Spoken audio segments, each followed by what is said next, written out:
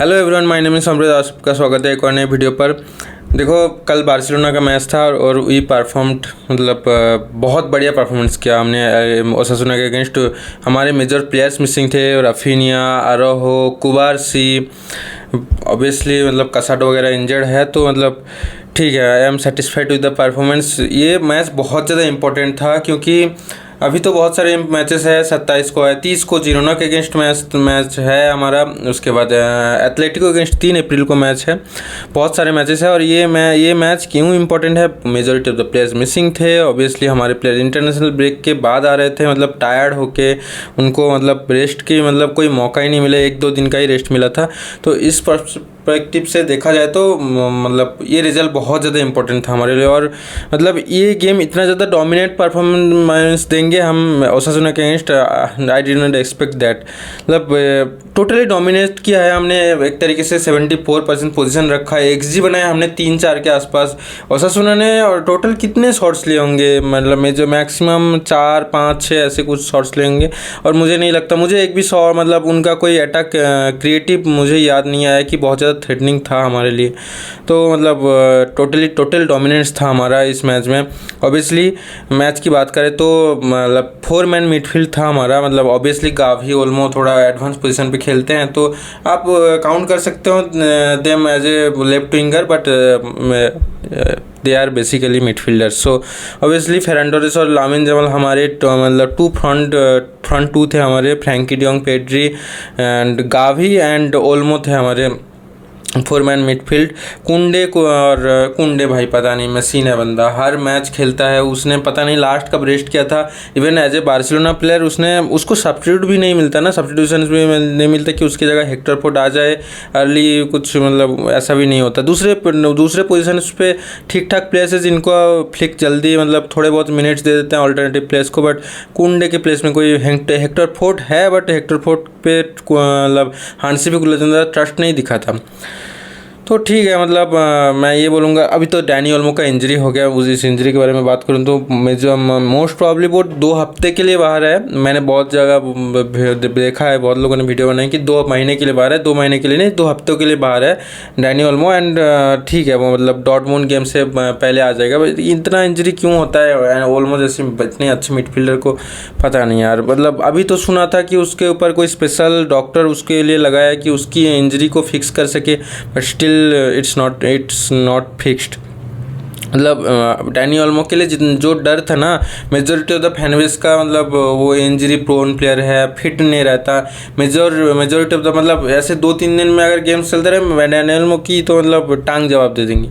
वही चीज़ हो रहा है डैनी ओल्मो के साथ। अच्छी चीज़ ये है कि वो डॉर्टमुंड वाले गेम से पहले आ जाएगा मोस्ट प्रॉब्ली, और मैं चाहता हूँ यार आ जाए। हमारे पास मिडफील्डर्स की कमी है, क्योंकि देखो 2 हफ्ते पहले हमारे पास मिडफील्ड स्टैक थी, बट इस पॉइंट ऑफ टाइम पे हमारे पास मिडफील्डर्स की कमी तो है यार। Casado out for the season. Bernal तो अभी जल्दी लौट नहीं रहा, वो मई के बाद ही लौटेगा मोस्ट प्रॉब्ली, उसका भी सीजन आउट ही है। तो बच्चा कौन है? फ्रैंकी डियोंग, पेड्री, ओल्मो, ये 3 मेजर मिडफील्डर्स, मतलब 3 फ्रंट रनर्स मिलते हैं। उसके बाद हमारी फर्मिन लोपेज है या फिर पाब्लो तोरे। इन पे आप इतना ज़्यादा ट्रस्ट नहीं कर सकते कि ये गेम निकाल देंगे। तो ओल्मो का फिट होना बहुत जरूरी है। हालांकि जो मतलब माइंड में ये रखना है कि हमें डॉर्टमुंड तो चलो खेलना है, उसके बाद बायर्न म्यूनिख या फिर इंटर मिलान खेलना है सेमीफाइनल में, अगर हम डॉर्टमुंड से जीत चाहते हैं तो वो चीज़ें भी है। ला लीगा में भी बहुत इंपॉर्टेंट फेज में हम आ चुके हैं, तो सारे मतलब मेजोरिटी जो स्टार्टिंग 11 है उनका फिट रहना बहुत ज़्यादा ज़रूरी है।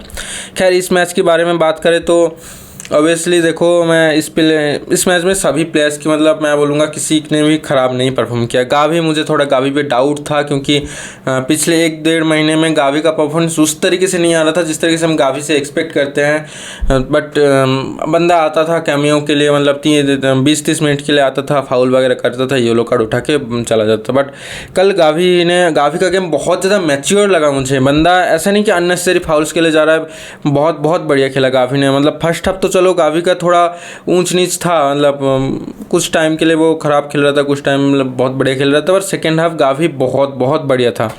One of the best player in the pitch, one of the best midfielder on the pitch for us yesterday. Balde का गेम बहुत बढ़िया, बाल्डे मतलब जो असिस्ट भी दिया बाल्डे ने पहले गोल के लिए, दैट वाज ब्रिलियंट। बाल्डे से इतना अच्छा क्रॉस हम एक्सपेक्ट नहीं करते, बट ठीक है बाल्डे कभी कभी दे देता। वो एल क्लासिको में भी लेवा को जो असिस्ट दिया था वो भी that was brilliant, and yesterday the assist he gave to Ferran Torres, that was brilliant.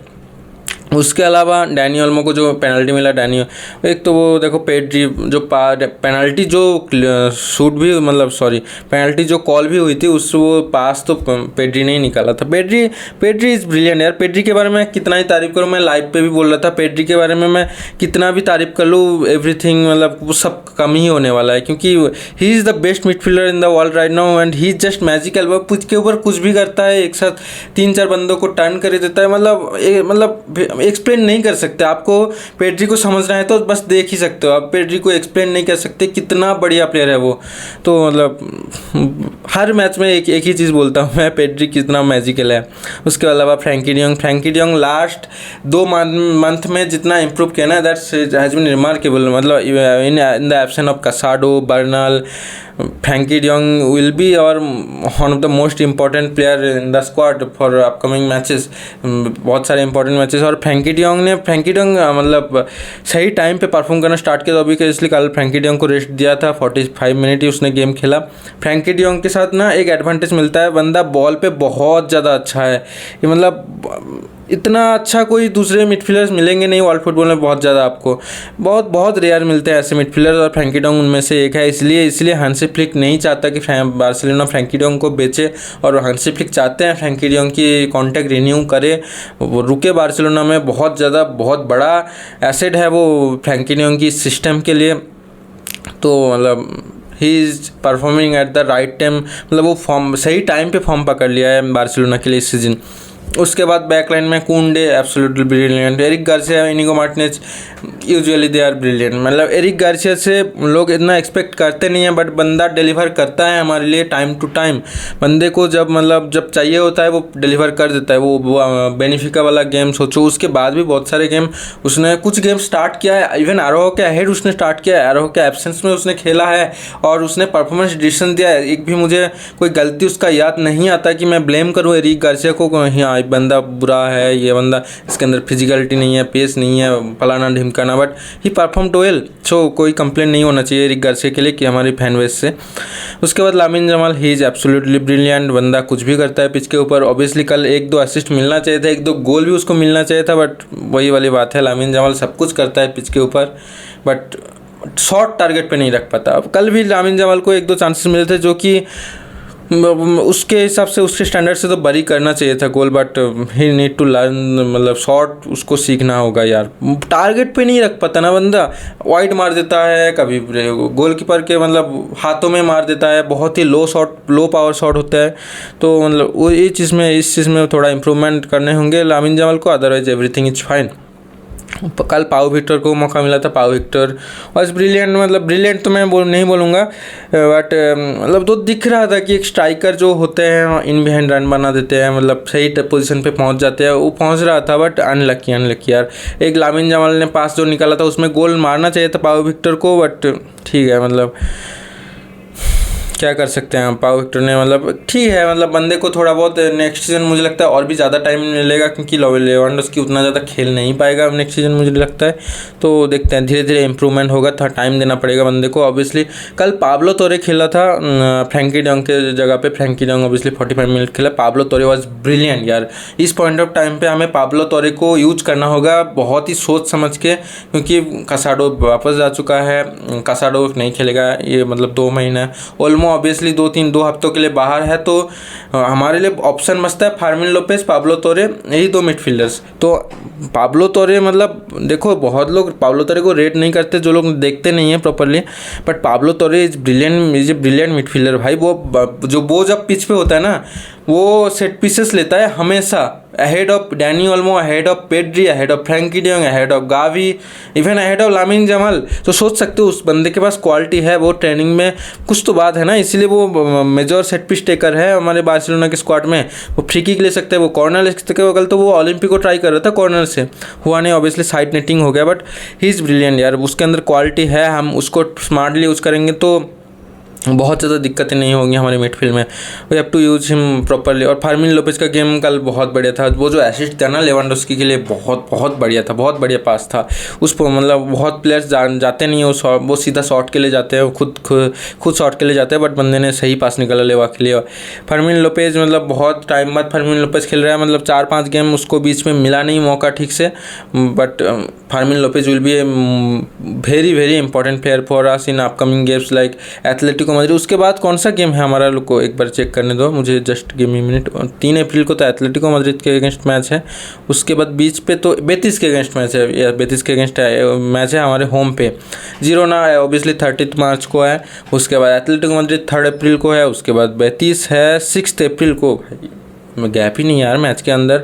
उसके बाद हमारे थोड़ा बहुत रेस्ट है, 3 दिन का रेस्ट है। उसके बाद अप्रैल 10 को डॉर्टमुंड का मैच है। आई होप कि डैनी ओल्मो इस मैच के लिए वापस आ जाए। उसके बाद मैं लेवा के बारे में थोड़ा बात करूंगा। बंदा देखो ऑब्वियसली उसको लेके रिस्क नहीं लेना था, इसलिए फेरन टोरेस स्टार्ट कर रहा था, क्योंकि बंदा पोलैंड के लिए खेल रहा था, उधर भी खेला उसने, वर्ल्ड कप क्वालिफायर के मैचेस थे, उधर गोल वगैरह भी मारा लेवा ने। कल के गेम में भी लेवा आया और लेवा का गोल बहुत बढ़िया था। लेवा का मूवमेंट, लेवा थोड़ा मुझे लगा कि लेवा थोड़ा टायर्ड है, लेवा को थोड़ा रेस्ट चाहिए।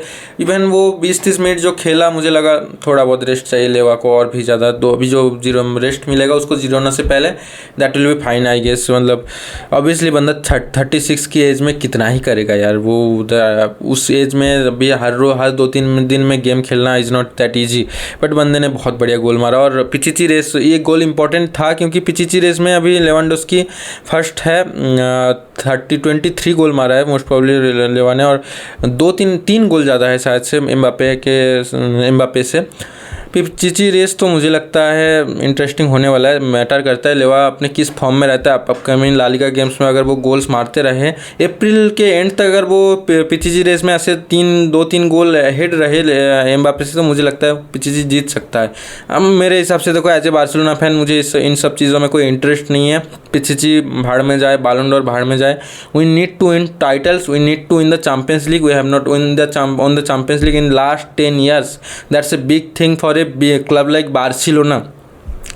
जब आप बात करते हो, आप ऑब्वियसली हम कॉन्वर्सेशन में लाते हैं Barcelona is one of the biggest club in the world, तो उस हिसाब से हमें कॉम्पीट भी करना होगा, हर एक ट्रॉफी के लिए उस तरीके से जाना होगा।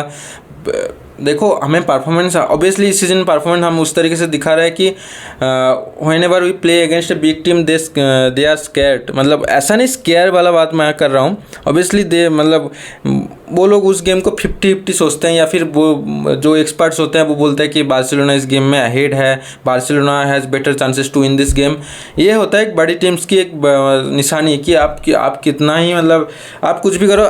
पिछले सीजन से ऐसा नहीं था यार, बार्सिलोना के अगेंस्ट किसी भी बड़ी टीम्स का मैच होते थे, मतलब वो फियर फैक्टर नहीं था कि बार्सिलोना ही तो है, इनके पास क्या ही है, ये कैसे हमें हराएंगे। बट अभी वो बार्सिलोना है कि किसी के साथ भी मैच करा दे, वो लोग थोड़ा बहुत सोचते हैं कि हाँ बार्सिलोना है, मतलब they are one of the best team in the Europe right now. तो उनको हराने के लिए हमें एक्स्ट्रा एफर्ट डालना पड़ेंगे, एक्स्ट्रा मेहनत करनी पड़ेगी।